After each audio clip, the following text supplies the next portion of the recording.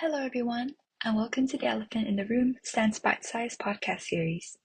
I'm Kat, and I'll be your student host for the series. We aim to create space for honest conversations around topics that are possibly uncomfortable and intimidating to address, but are too important to ignore. Our goal with this series isn't to have all the answers, and we won't pretend to be perfectly neutral either. But we have invited expert voices who share Stand's commitment to global justice, equity, and sustainability. Some of what you hear may challenge reviews, and that is okay. We would love to hear your thoughts, so join the conversation and let's keep exploring these complex issues together.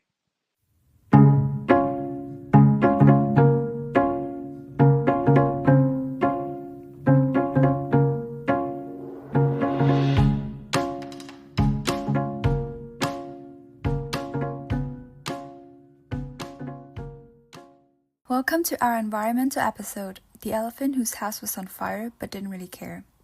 Don't miss out on this fascinating conversation with Rachel Dempsey, an educator, community builder, ethnomusicologist, changemaker, nature lover, and singer, about our emotional reactions in light of and in response to the climate crisis. So, why is it that so many of us avoid talking about such a frightening reality? And for those of us who are feeling overwhelmed and distressed when we think about the future, what does Rachel suggest we do to alleviate and regulate these feelings? We found her responses profound, wise, and hugely helpful, and we hope that you find them insightful as well. Have a listen. Thank you, Rachel, for being here with us today. So I'll just get started with the first question. So why do we avoid talking about or feeling the uncomfortable truths? I think there's many reasons why we do avoid speaking out about what's happening to the planet at the moment, the eco crisis that we're in, the climate chaos that we're beginning to see unravel in the world. The first and most obvious one is that the emotions that can come up for us when we witness what's happening can be very overwhelming. So people might be familiar with the term eco-anxiety, but there's actually a whole range of emotions that we associate with the climate and ecological crisis, from despair to hopelessness, to worry, to, people trying to figure out, what are the right choices, and they might be able to, or might sometimes feel guilt around choices and plans for the future. So I do think that it's a natural human response to try to push those feelings away, to not feel them, to not engage with them, to not talk about them, because people might not have the tools to deal with them. They might feel overwhelmed and maybe paralyzed by those emotions. So that's one reason, but also there's a general kind of silence in our society around what people are feeling. So we turn on the radio every day, we hear people talk about COP, we hear people talk about the issues, but in a very intellectual and rational way. We don't have our leaders speak about emotions. We don't hear them around the dinner table. People are not opening up to one another about the grief that they feel around species being lost, or the grief that they might feel around even trees in their neighborhoods being cut down. And I think that that's partly because it's just not socially acceptable. People are allowed to speak about issues that happened in the past, or, for example, if we speak about the fact that it used to be illegal to be homosexual, or to even the Holocaust or things like that.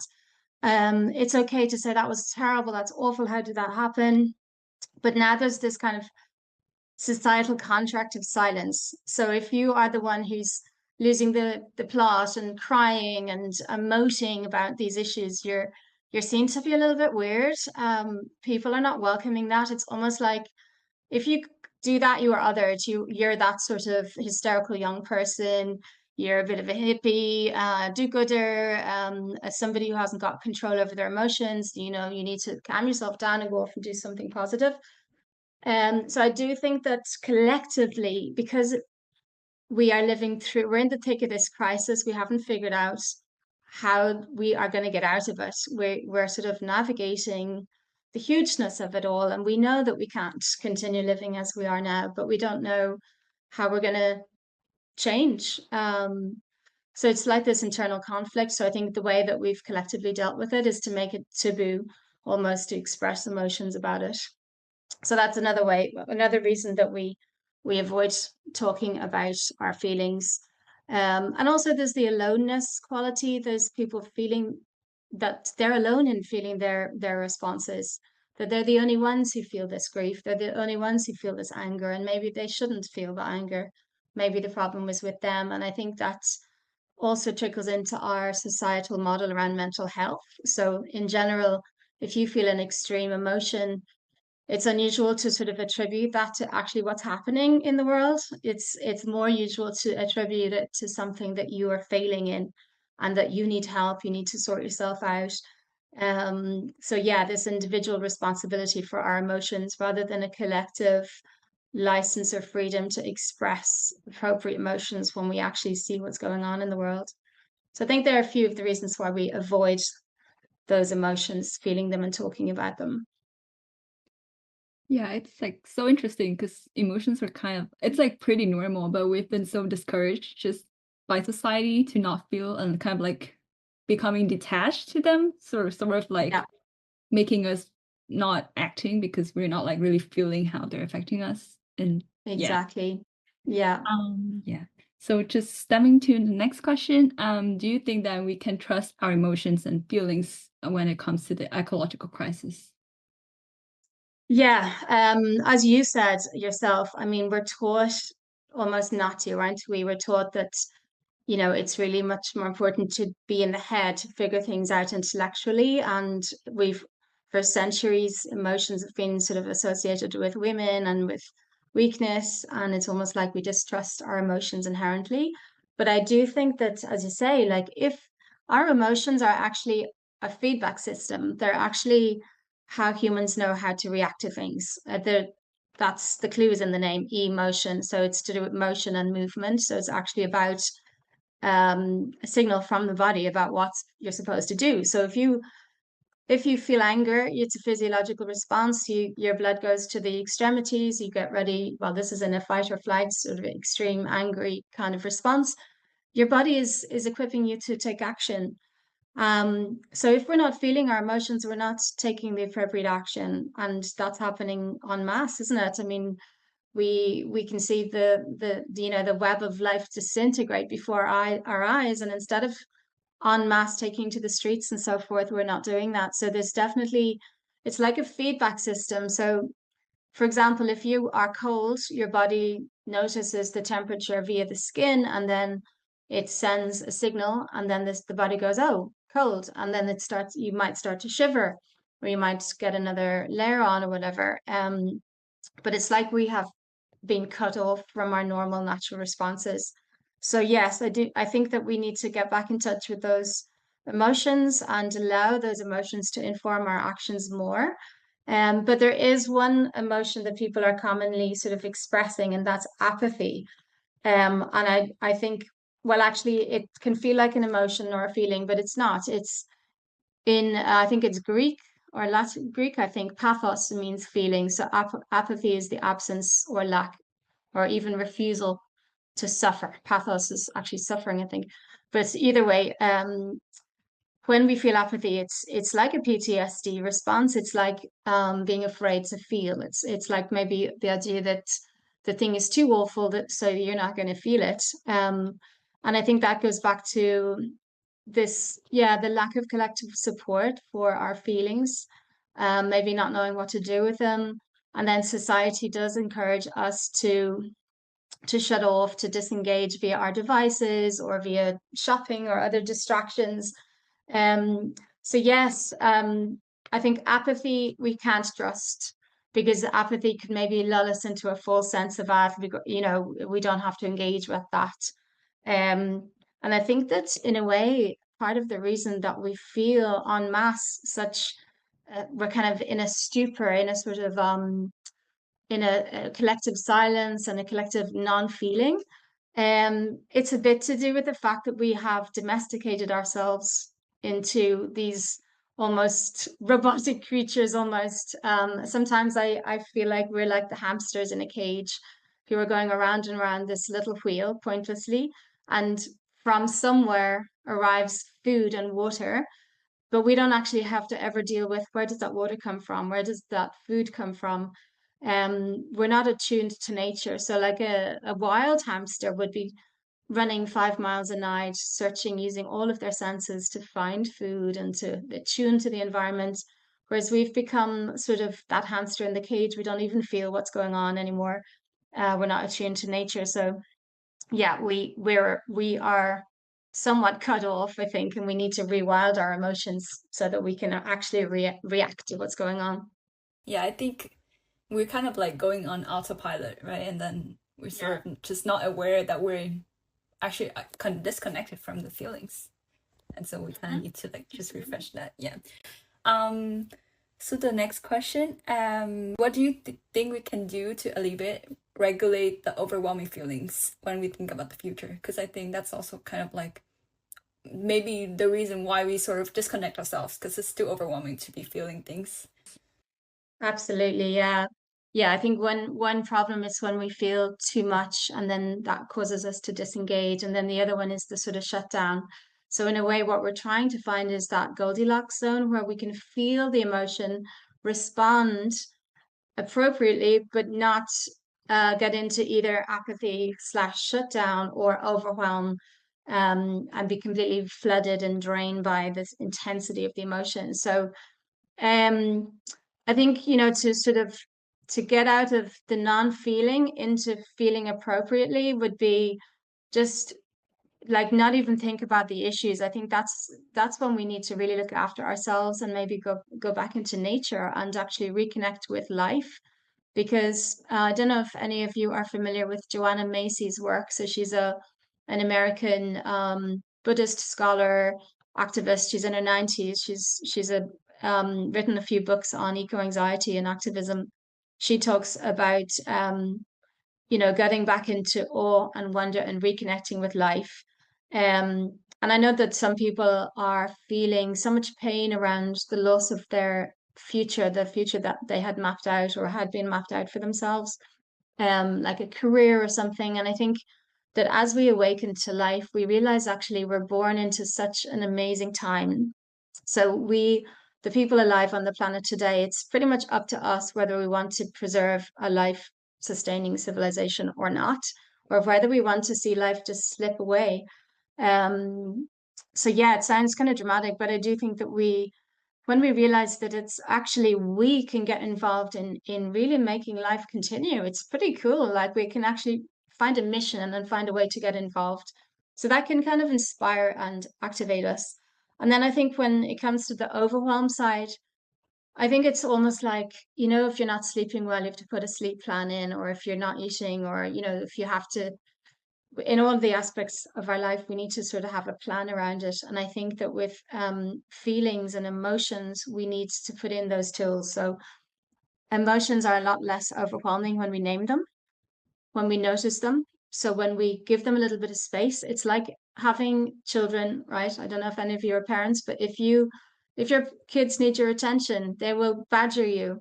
And if you just kind of try and keep shoving them away, they'll badger you even more. So our emotions are similar. If you don't attend to them, they grow and they grow and they grow. So I think if you learn to just go, oh, I'm feeling a bit anxious, maybe it was that news report I read, or maybe I've just been, listening to too much stuff around the environment. Maybe I just need to give myself a break. But it's the noticing it is really important. And then just giving it some space could mean dancing, diary writing, time in nature. Like there's so many ways to attend to our emotions, depending on what kind of people we are. And then I do think that talking to others, so finding somebody who's not going to ridicule you for your feelings, like a safe person, is really important. So if you're feeling overwhelmed, hopelessness, grief, it's really important to find other people who are feeling similar stuff.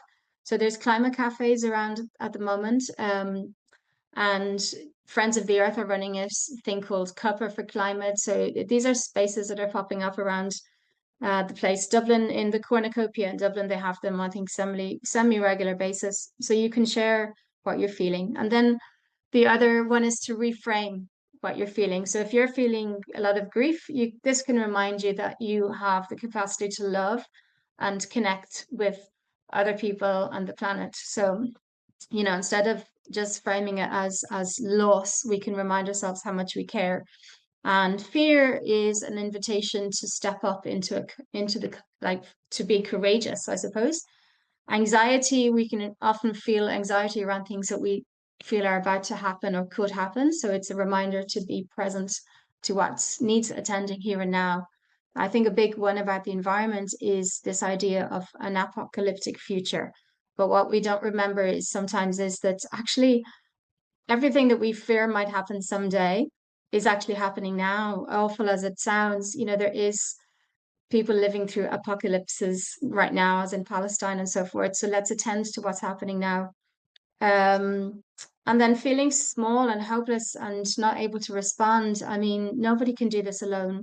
This is too overwhelming. So it's all about movements. It's less about what little swaps you can make to be more sustainable and more about getting involved with others around action. And that doesn't have to be climate specific. It could be education, it could be healthcare, it could be neighborhood stuff, it could be tidy towns. It's anything really that gets you meeting and creating community around the issues that you care about and making our society more resilient in any way, I suppose, to the shocks that are going to come down the line.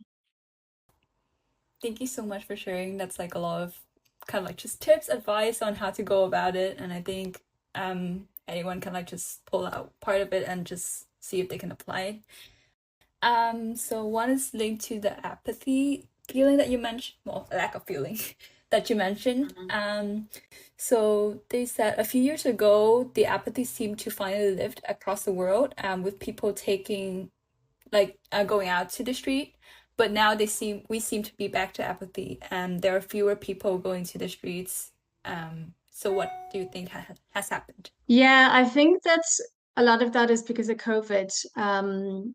I think that it just changed the landscape, for whatever reason in 2018 and 19, maybe the Greta Thunberg effect and, just different UN information that had come out. The moment was ripe for young people to become mobilized. And yeah, there was the beginnings of a mass movement, which had been building for decades, mind you. And then COVID happened. Our habits changed. It was the crisis of the pandemic was prioritized over and beyond everything. And then I suppose people thought actually maybe the crisis is sorted because of the emissions went down. And then I suppose a whole pile of other issues came to the fore, like polarization, the increase of conspiracy theories, the rise of the right, and yeah, it almost, unfortunately, environmentalism just got shifted down to, apparently shifted down to a very low priority. But I do think that it's never gone away. Like there's maybe strategically the climate and environmental organizations are just saying, getting on with action. I see a lot more community action now, rather than necessarily direct action, although the direct action is still big, maybe more so in the UK and even on the continent, but not so much in Ireland at the moment.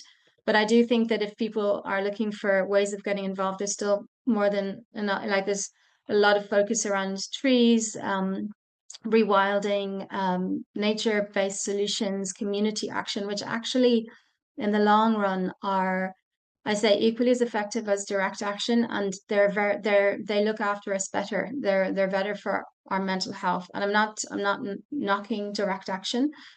Some people find it extremely gratifying and exhilarating and good for their well-being, but and other people find making connections locally and building community and stuff is really good for their mental health. So I do think that yes, despite the fact that there's fewer protests, there's still a lot going on. Another question. Someone said that their friends and family don't want to listen when they talk about the fears around the environmental crises. So do you have any suggestions on how they can bring it up to their families and friends?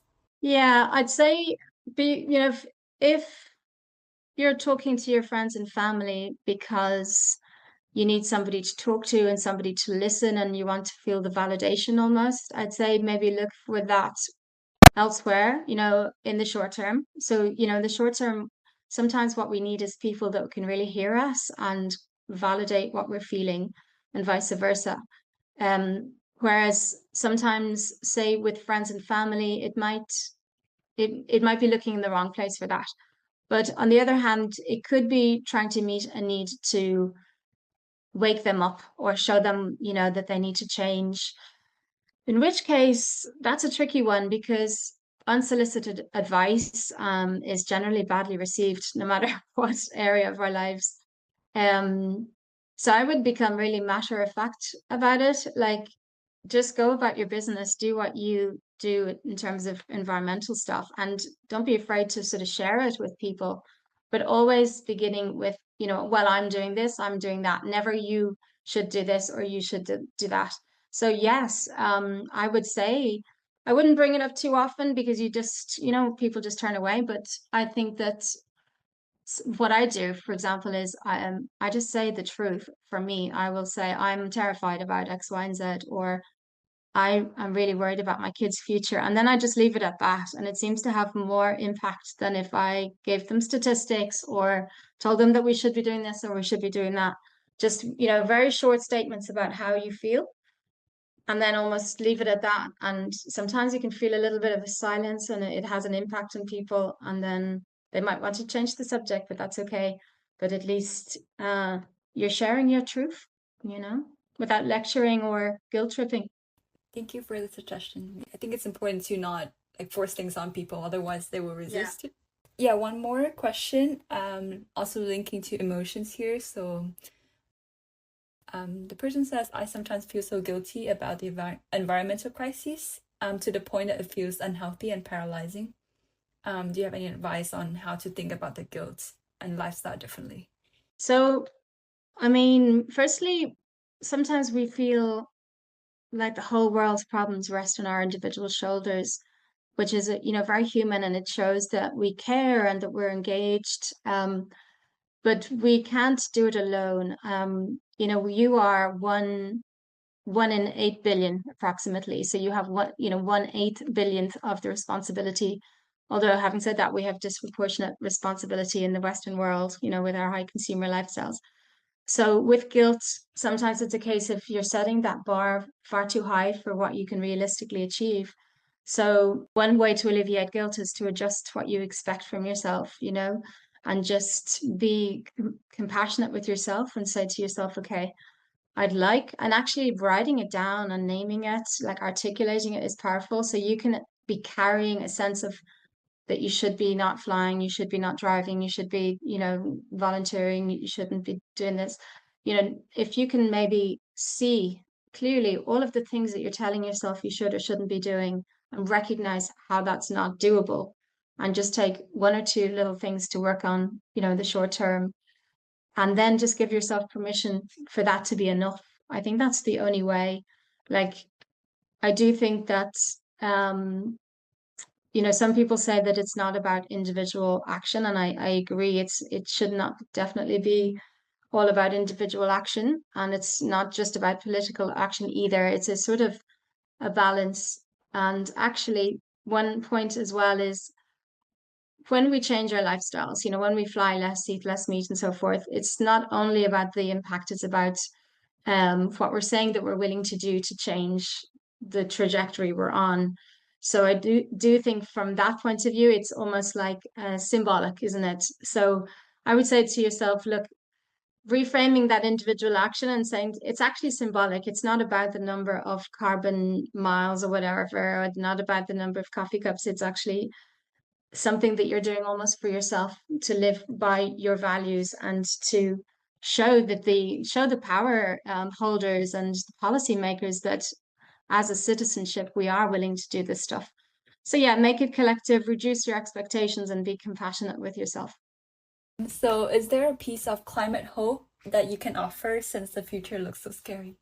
Yeah, think that sometimes when you look at the system that we're living under, on one hand, we have a lot of privilege, we have a lot of comfort. There's a lot of things that we would look back and be thankful for. Our warm houses and our cars and our flights and everything. On the other hand, the cost of us living this way is unbelievable for most of the rest of humanity. Like, look at what's happening in the Congo. Look at, one of the underlying issues in the war in Palestine is the powers wanting to get their hands on the gas reserves off Gaza. So the cost of us maintaining this system, is huge violence against the planet and against other people. And this has to end. This is ending. Like, we are literally in the dying kind of groans of a system which does not deserve to stay alive. So yes, we're entering into this zone of uncertainty, of conflict, of change, and it will be scary. But on the other side of this has to be a new system. Yes, we don't know what it looks like now, but I do think that if we collectively have a vision for a better system based on human rights, based on stewardship of nature, with nature, if humanity is to sort of flourish, it will be like that. It will be based on a vision of harmony with each other and with the planet. So think maybe a little bit like we're going through a sort of collective dark night of the soul, but there is hope at the end of it. And think of the birth of a child. It's never easy. They're squished down this tiny little canal. And there's a reason why birth is hard, because it prepares us for all of the trials and tribulations of life. So I think, yeah, if we can just sort of frame this as, yes, it's going to be scary, but yes, humanity has been through lots of similar, maybe not quite on the same scale, but World War II, people actually, at the end of the London bombings, this sounds really weird, but there's evidence to say that people missed the camaraderie of all being together with this sort of purpose and this mission, which was to get through the war. So yeah, it won't be all doom and gloom. No matter how bad things get, there will be us coming together to do stuff together, to survive together, to share. And hopefully on the other side of it, whether that's, I don't know how many generations into the future that will be, but it will look better. That's my conviction. Thank you so much, Rachel, for just your insightful take on the topic, and also very a hopeful note at the end. Yeah, so I think we can just wrap up this episode. I want to thank the audience again for just being here with us, and also your very great questions. If you would like to send us any further comments or thoughts on this episode, you can email us at charlotte@stan.ie. And yeah, that's it, the end for now of our Elephant in the Room series. And if you would like to engage more deeply with pressing social issues, consider joining us for the deeper dive and interactive global issues course. You can check the website in the slides for more info on the courses and other upcoming projects.